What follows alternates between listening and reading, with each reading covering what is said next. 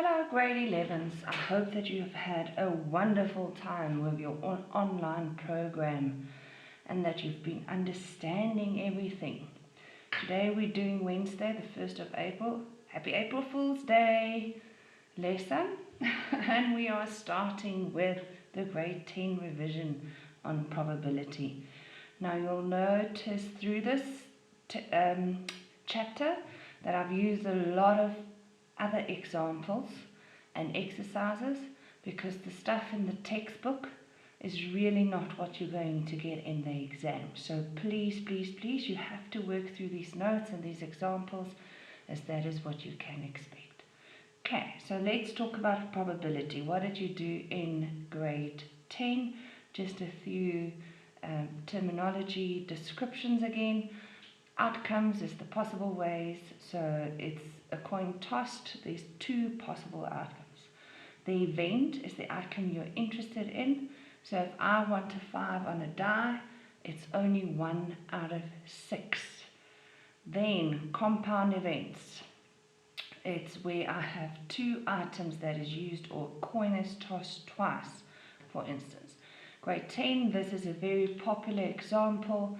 This is where you flip a coin and roll a die.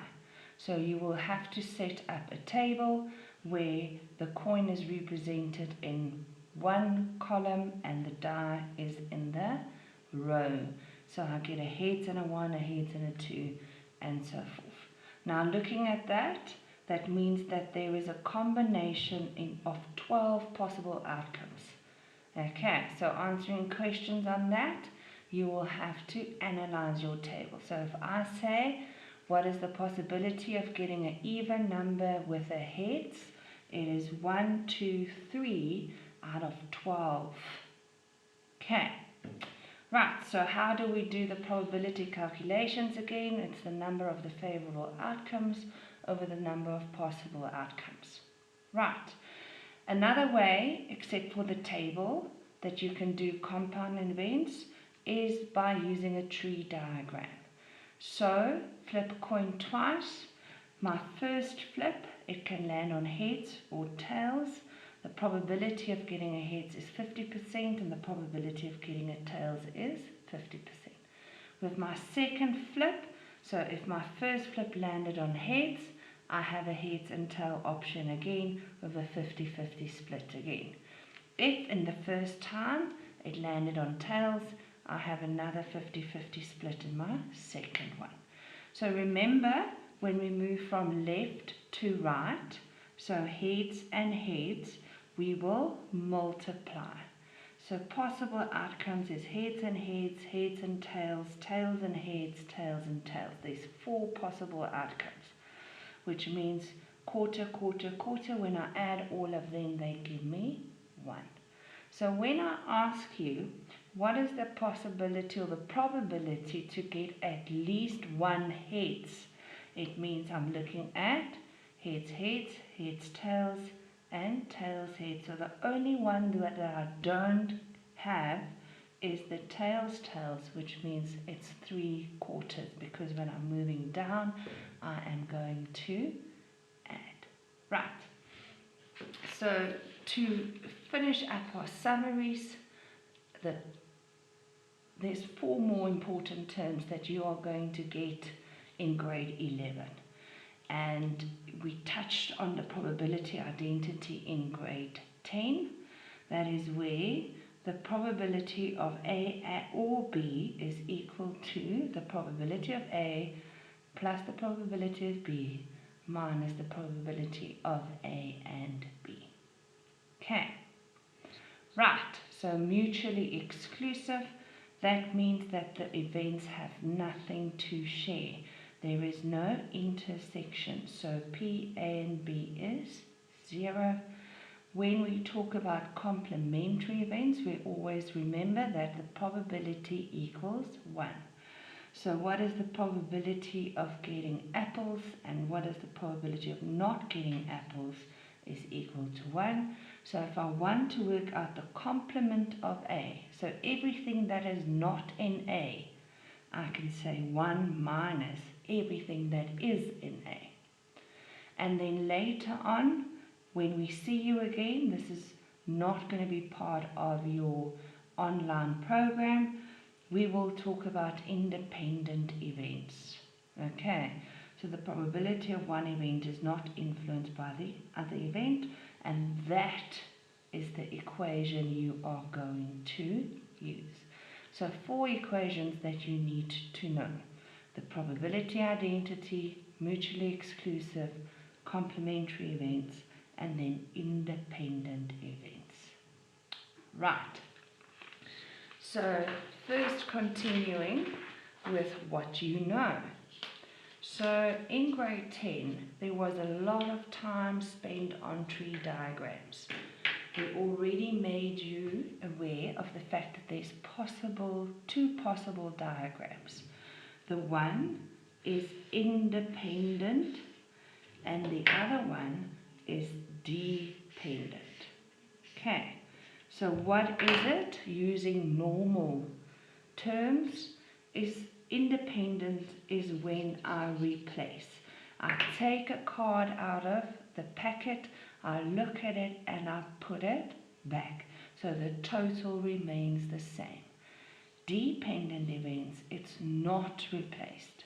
So I take a card out of the packet, I put it next to me. That means the total number will reduce every time I take out a card. Okay. So let's first look at some independent events. So where I replace examples. So suppose a coin is tossed and then a die is thrown. We can represent the possible outcomes. Okay, so there we go. There is my coin. That's heads and tails. So if I cover up the tails, the coin landed on heads, and I roll the die now, it means that it can be a 1, a 2, a 3, a 4, a 5, or a 6. So what is my possible outcomes? Heads and 1, heads and 2, heads and 3, heads and 4, heads and 5. So if I had to work it out for each one of them, it's a half times a 6, which is 1 over 12. Okay, so suppose the die fell on tails.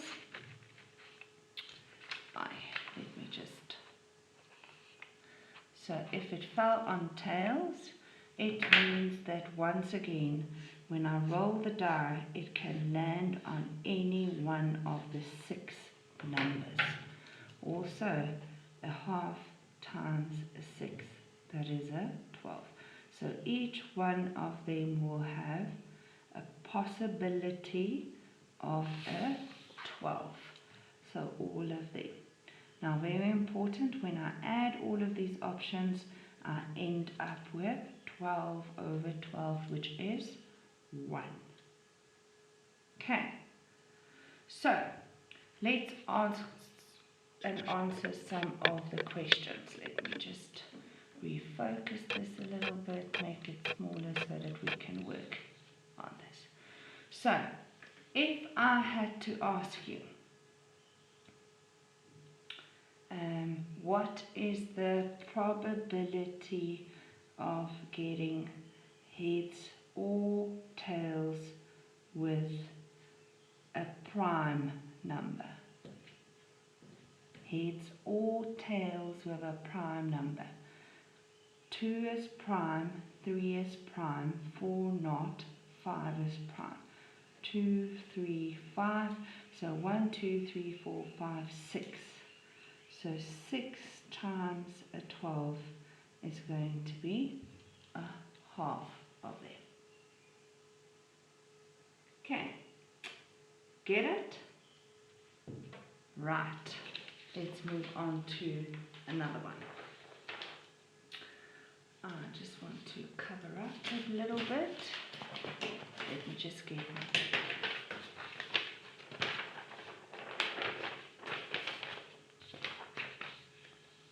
Right, so let's have a look at this. The box contains 3 blue Smarties, 2 green Smarties. So Smartie is drawn at random and then replaced, meaning my total stays the same. Right, so first of all, there's 3 and 2, so there's a total of 5. Okay, so when I draw this using a tree diagram, it will look like this. So I'm going to draw twice. So there's my first draw, there's my second draw,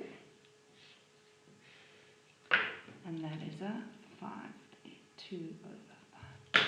Okay, because I take one and I put it back, my total stays the same. Not just the complete total of 5, but the total blue and the total green stays the same. So when I look at this, this is my probability of having a blue and a blue. This is the probability of having a blue and a green. This is the probability of having a green and a blue. And this is the probability of having a green and a green. So, if I had to ask you, so that's the 4 individuals. So what if I ask you, what is the probability of not blue and not blue? So I can write it as the complement of blue and the complement of blue. What is that going to give me? That's green and green. Yes, that's 4 over 25. Okay, so then I can ask you, what is the probability of having at least one green? At least one. So that's not an option. That is an option. That is an option. That is an option. So at least one green is a blue and a green and a blue, and then green and green falls in there too. That's 6 over 12. That's 12, 25. I'm still stuck on the first question. And then plus 4 over 25. That gives me 16 over 25.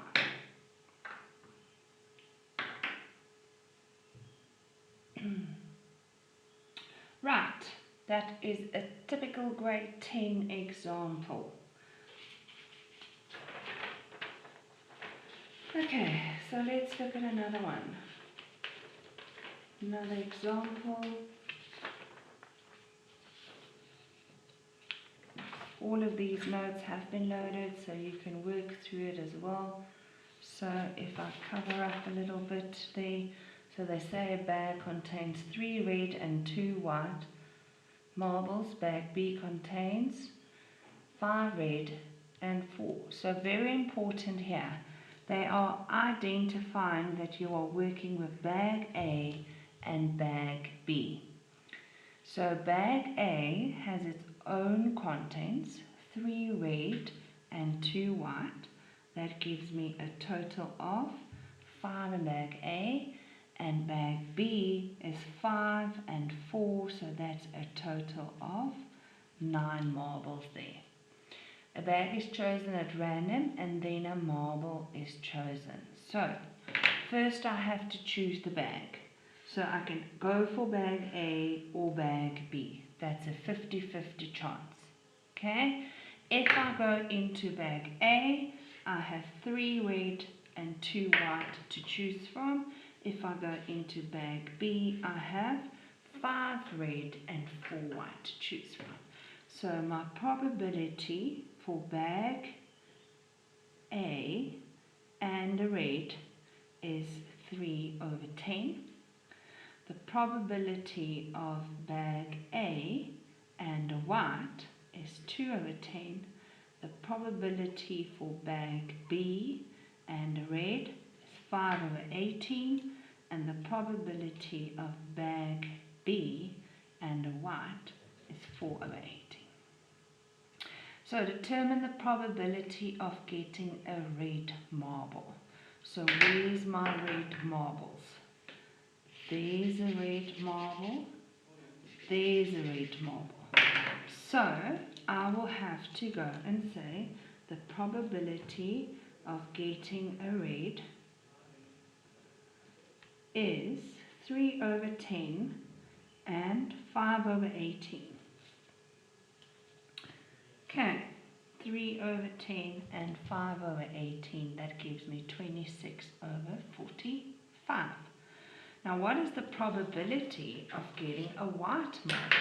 So now I have to do the same. There is a white marble, there is a white marble. So the probability of getting a white marble is 2/10 and 4/18. Punch it into your calculator. It will give you the simplified version of 19/45. Right. Easy stuff.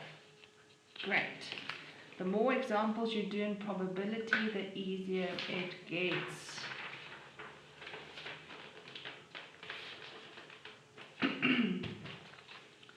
Right, the next one, next example, three consecutive matches. So this is match 1, that is match 2, that is match 3. Okay, so what is the probability the captain will win the toss? So when I toss, I have a heads or tails, but I will win or lose it. So the first match I can win or lose, so it's 50-50. If I won the first toss, in the next game I can win or lose the toss again. If I lost the first game's toss, then I can win or lose in the second one again. Then if I won the first one, I won the second one, I can win or lose the third game. If I won the first one, lost the second one, I can win or lose the third one. If I lose the first toss but won the second one, I have an option of winning and losing again. And if I lost the first toss, lost the second toss, I can win or lose again. So each one of these has a half, so 50% outcome. I can work out having 3 wins. I will get a half times a half times a half because I'm moving from left to right. If I have a win, and a loss, I will have that as well. This one is a win, a loss, and a win. This one is a win, a loss, and a loss. Then I have losing the first, winning the second, winning the third. Then I have losing the first, winning the second, losing the third. Then I have losing the first, losing the second, winning the third. And then I have losing, losing, losing. Right, so if I go and work out, if they ask win every time, we've got an 8. Only once. So only once. These only once. These only once. These only once. So an 8th, an 8th, an 8th totals 3 8. At least once. So winning at least once. So 3 wins, 2 wins, 2 wins. I will take that as well. I will take 2 wins. I will take 1 win, 1 win. So the only one that I won't get is the last one. So it's easier to say 1 minus an eighth, which is 7/8. Great stuff. Right, so now we're going to look at what happens if we have dependent events. What does this mean?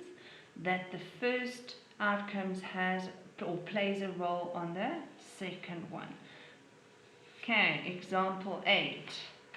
Let's have a look.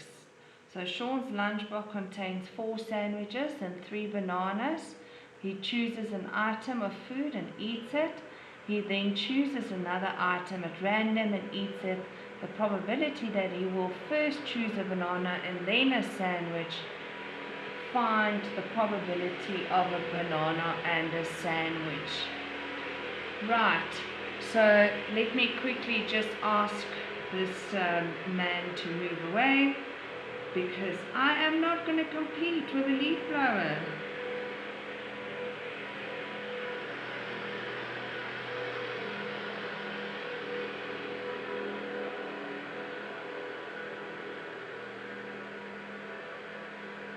Right, so let's have a look. So first of all, he eats the items. He can't put it back. Please, in the state where we are currently, don't eat something and then take it or put it back. Okay, so he has 4 sandwiches and he has 3 bananas. So in total, he has 7 items he can choose from. So there's my 4 sandwiches, and there's my 3 bananas. Okay, so if he chooses a sandwich and eats it, it means that there's only 3 left. But most importantly, there's not 7 items anymore, there's only 6. Please notice that the total for the bananas has not changed. It's still the same because he didn't eat a banana. Okay, if he chose to eat a banana first, the total for the sandwiches does not change, but the total of options do. So the possible outcomes that he will have is 2 sandwiches, a sandwich and banana, a banana and a sandwich, and 2 bananas. So they want to know what is a banana and a sandwich in that order. So I'm going to move from left to right, and that is 3/7 and 4/6. That is 12/42, which is 2/7. Okay. Another one, example number 9. A bag has 6 red and 6 red and 4 marbles. That's a total of 10. A marble is drawn at random but not replaced, which means it will go from 10 to 9. If I had to draw again, it's 8. Okay, that's my first draw, that's my second draw. So there's my 6 red, there's my 4 blue. If I select a red marble, the red marbles will go from 6 to 5, and the overall total will be 9. Note, the blue marbles stay 4 because I did not touch the blue marble. If I, in the first time, selected a blue marble, the red marble stays the same.